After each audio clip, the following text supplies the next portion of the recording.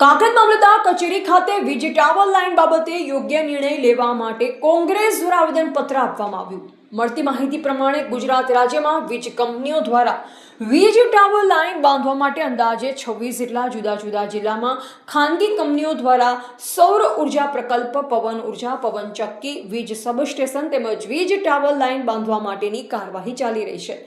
ત્યારે હવે વર્તમાન સમયમાં ભારત સરકાર અને ગુજરાત સરકારના કાયદાઓ અને નીતિ નિયમોમાં વિસંગતતા કોંગ્રેસના ધ્યાને આવતા અસરગ્રસ્ત ખેડૂતોમાં ખૂબ જ અસંતોષ જોવા મળ્યો। ત્યારે આ વાતને ધ્યાને રાખી ગુજરાત સરકાર દ્વારા ROW વળતર મુજબ નીતિ બનાવવા માટે કાંકરેજ તાલુકા કોંગ્રેસ પ્રમુખ હાર્દિક દેસાઈની આગેવાની હેઠળ કાંકરેજ તાલુકા મામલતદાર કચેરીમાં આવેદનપત્ર આપવામાં આવ્યું હતું, જેમાં જિલ્લા પંચાયત પૂર્વ પ્રમુખ બચુજી મકવાણા, અમરતજી ઠાકોર, ઉપપ્રમુખ કાંકરેજ તાલુકા કોંગ્રેસ સમિતિ, કાંકરેજ તાલુકા પંચાયત સદસ્ય જોશી મહેશભાઈ, ગોવિંદભાઈ રાનેર, RD દરજી વકીલ, સતુભા જાદવ, યુવા નેતા ભરતજી લેબુજી ઠાકોર, પૂર્વ તાલુકા પંચાયત સદસ્ય પરબતજી વાઘેલા, BV ઠાકોર, મંત્રી કાંકરેજ તાલુકા કોંગ્રેસ સમિતિ નગોટ સહિત મોટી સંખ્યામાં ખેડૂતો અને કોંગ્રેસના પદાધિકારીઓ કાર્યકરો ઉપસ્થિત રહ્યા હતા અને કાંકરેજ તાલુકાના અરણીવાડા, રાનેર, ફતેગઢ, ઝાડિયા, લક્ષ્મીપુરા સહિત અનેક વિસ્તારોમાં વીજ ટાવર લાઇન બાબતે ખેડૂતોને અન્યાય થયો હોવાનું કાંકરેજ તાલુકા કોંગ્રેસ સમિતિ પ્રમુખ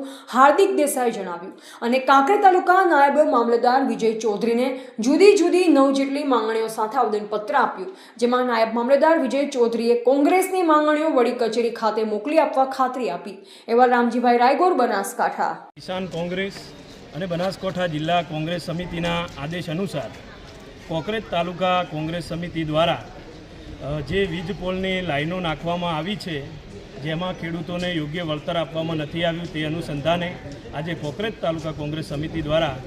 મામલતદારશ્રીને આવેદનપત્ર આપવામાં આવ્યું છે। અમારી મુખ્ય 9 જેટલા માગણીઓ એમાં દર્શાવવામાં આવી છે। અમારો મુખ્ય મુદ્દો એ છે કે જે ખેડૂતોને યોગ્ય વળતર મળતું નથી।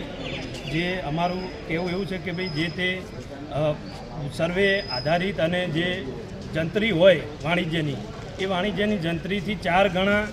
અથવા માસિક ભાડું 50,000 રૂપિયા અથવા 2 કરોડ રૂપિયાના દ્રષ્ટિથી ખેડૂતોને વળતર આપવામાં આવે। બીજું કે ખેડૂતોને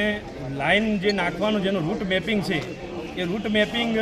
કોઈ ખરાબાની જગ્યા હોય કે પડતર કોઈ જગ્યા હોય કે એ રીતે જો યોગ્ય હોય તો એ રીતે મેપિંગ કરીને જમીન ઓછી બગડે એ રીતે નાખવામાં આવે।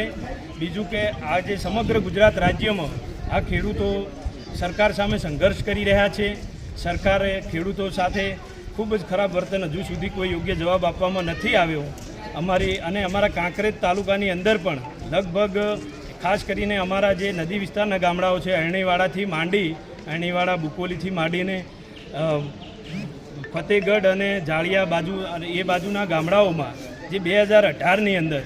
જે વીજ લાઈન નાખવામાં આવી હતી તેનું વળતર હજુ સુધી, અને એનો ભોગ લગભગ 200 જેટલા ખેડૂતો બનેલા છે અમારા અંદાજ મુજબ, એમને યોગ્ય વળતર મળ્યું નથી। તેથી અમારી માગણી છે સરકાર તરફ કે યોગ્ય વળતર કરવામાં આવે ને ભારત સરકારની જ્યાં સુધી સ્પષ્ટ નીતિ ન થાય ત્યાં સુધી અમારી જે માગણી છે કે ભાઈ તમે 4 ગણું ખેડૂતોને વળતર આપો, જે જંત્રી જે હોય એના મુજબ, અથવા એમને માસિક ભાડું 50,000 રૂપિયા તમે આપો, એવી અમારી સ્પષ્ટ સરકાર સમક્ષ માગણી છે। જો સરકાર અમારી માગણી નહીં સ્વીકારે તો આગામી સમયમાં વધી ચિંધ્યા માગે અમારી પ્રદેશ સમિતિ